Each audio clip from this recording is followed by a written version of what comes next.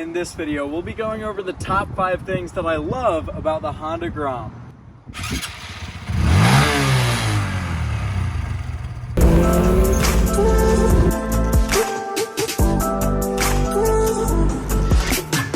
So number 1 is both the gas mileage and the tank size. So this thing gets crazy MPGs because it's just a 125cc bike.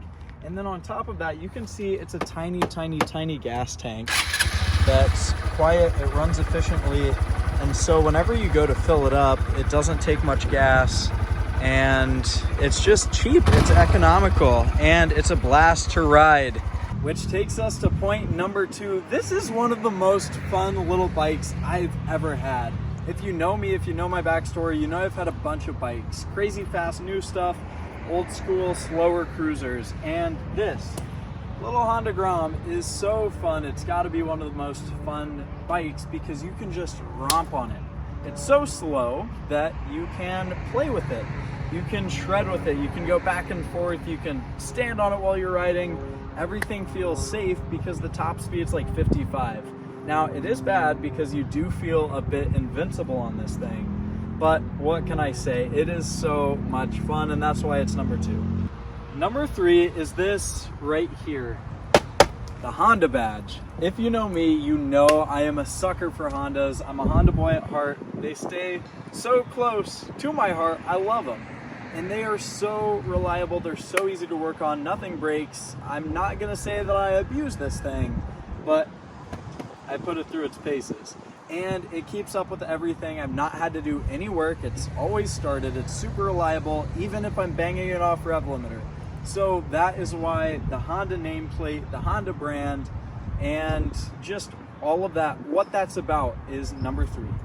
Number 4 has got to be the aftermarket support on this. Now this is a stock bike. I got it stock with the exhaust, with everything else, but the aftermarket for this bike goes crazy.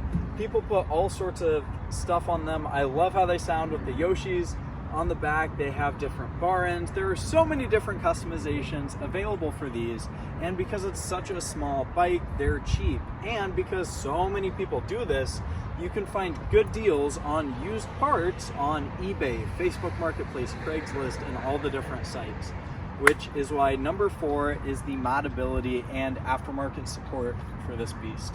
And then my 5th and final favorite part about the Grom is the value retention.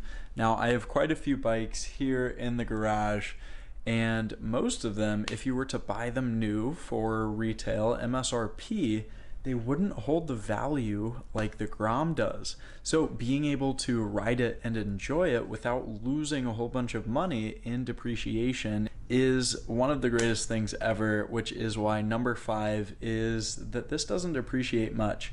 Speaking of, if you're interested in learning how to ride bikes just like these, the Ducati, the Beamer, the CBR, or the little Grom, doesn't matter what kind, doesn't matter where you are, if you are interested in learning how to ride bikes like these for free, get free gear, just like I have right over there, and even turn a profit when it comes time to resell it, then hit the link down below. Hopefully you liked the video. If you did, give it a thumbs up, drop a comment down below telling me what you think about the little Gromski, and subscribe to the channel. With that in mind, I will see you on the next one. Peace.